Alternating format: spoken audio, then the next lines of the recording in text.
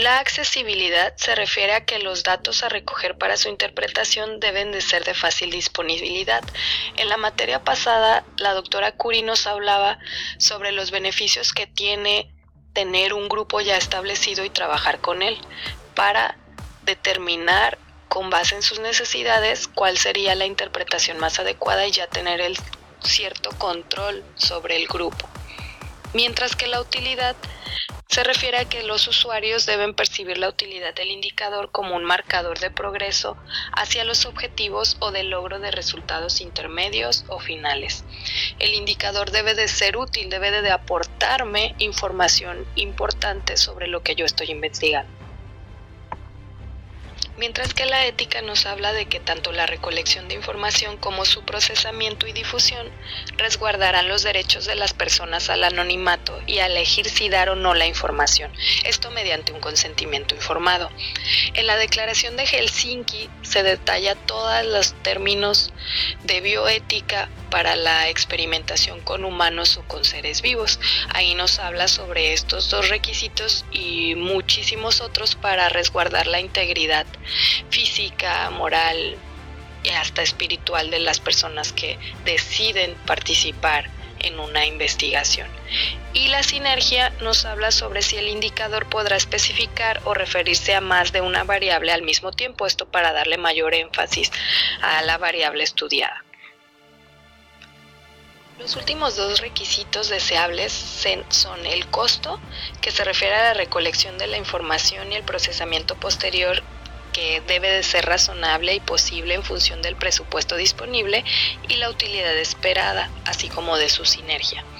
Y por último, la replicabilidad, que quiere decir que no es único para un proyecto, sino que puede ser útil para otros proyectos en otras localizaciones y debe de permitir ulteriores comparaciones. Esto tendría que ser más o menos también orientado hacia la validez externa de nuestra investigación que les comentaba al principio. Posteriormente que tenemos los indicadores, debemos de hablar sobre las técnicas y las fuentes. Se debe de detallar las técnicas y los procedimientos para la medición u observación y se especificarán los instrumentos requeridos para poder emitir el juicio valorativo fundamentado sobre la base de la información obtenida. Una de las razones de diseñar el modelo evaluativo tempranamente, aún antes de comenzar la ejecución del programa o proyecto, es justamente la de desarrollar los instrumentos y mecanismos de registro, de modo tal que formen parte de las áreas propias de los equipos que ejecutan las actividades. Es decir, que la recolección de información para la evaluación constituye una más de las rutinas propias del programa o proyecto. Reiteramos que los instrumentos deberán haber sido previamente puestos a prueba mediante adecuadas pretest o pruebas piloto.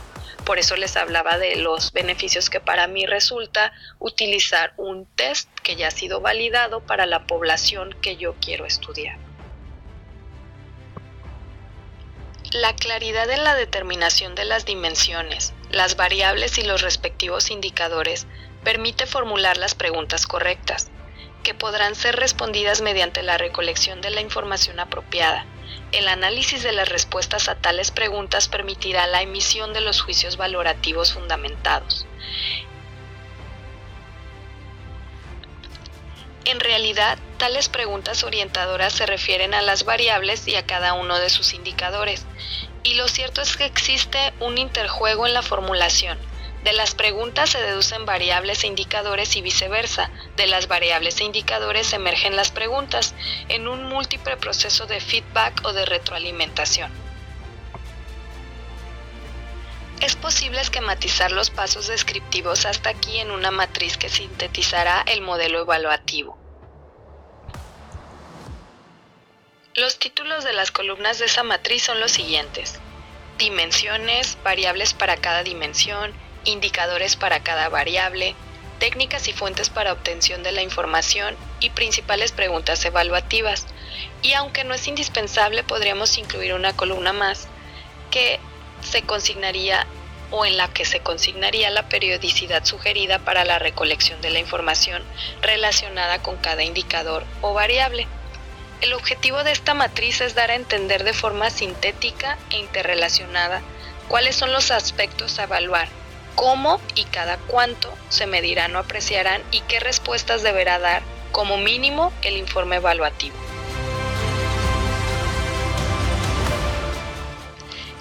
Es de utilidad la elaboración de un sencillo y sintético instrumento valorativo, que formará parte del modelo evaluativo y mediante el cual se podrán otorgar puntajes a cada una de las variables y dimensiones, según escalas sencillas de no más de 4 o 5 puntos. Este se podrá cargar a una base de datos y así se facilitarán las actividades de monitoreo o el seguimiento sistemático. Mediante el instrumento valorativo se pueden atribuir cuantificaciones a las apreciaciones cualitativas, asignando valores en puntos de escalas, lo cual permite sintetizar los hallazgos y hacer comparaciones del tipo mejor-peor a través del tiempo. En algunos casos, los datos son estrictamente cuantitativos, por ejemplo, la cantidad de actividades realizadas, el número de personas cubiertas por las diferentes actividades, el porcentaje de ejecución presupuestaria, estructura porcentual de las fuentes de financiamiento, entre otros muchos ejemplos. Y las comparaciones en tales casos son del tipo mayor o menor, más o menos, cercanos o alejados de estándares predeterminados. La atribución de valoración a cada variable y a cada dimensión en el instrumento valorativo se realizará por la combinatoria de las valoraciones otorgadas a los respectivos indicadores, en el caso de las variables, y por la combinatoria de las valoraciones de las respectivas variables en el caso de las dimensiones. Estas combinaciones no deben de ser exclusivamente aritméticas por dos razones. La primera, porque no todos los indicadores de una misma variable tienen por qué tener igual cantidad de categorías.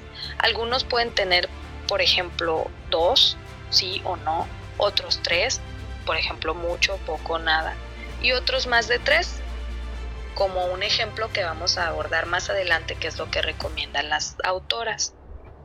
Y la segunda razón es porque además de la atribución de valoraciones a cada indicador, cada actor que evalúa tendrá una apreciación global acerca de cada variable como un todo. Si bien debiera analizar esas apreciaciones globales en función de las valoraciones parciales de los indicadores, podrán existir diferencias. Entonces sugieren una escala de síntesis donde se determinan 4 categorías. La primera es insatisfactorio, la segunda es poco satisfactorio, la tercera es satisfactorio y la cuarta muy satisfactorio. Es importante caracterizar cada una de las características de esa escala, es decir, explicar los criterios para adjudicar uno u otro valor en los puntos de esas escalas, construidas para las variables y dimensiones. Tales criterios marcarán la bidireccionalidad deseable de una determinada cuestión, variable o dimensión, a lo largo del tiempo de la gestión. Esto pondrá en evidencia cuál es la imagen objetivo o el horizonte deseado para la particular variable o dimensión. Y entonces estas escalas reflejan un proceso evolutivo esperado de la acción respectiva. Allí radica la importancia sintetizadora de este instrumento. En el campo de la investigación, el azar no favorece más que a los espíritus preparados. Frase célebre de Louis Pasteur. Gracias por su atención.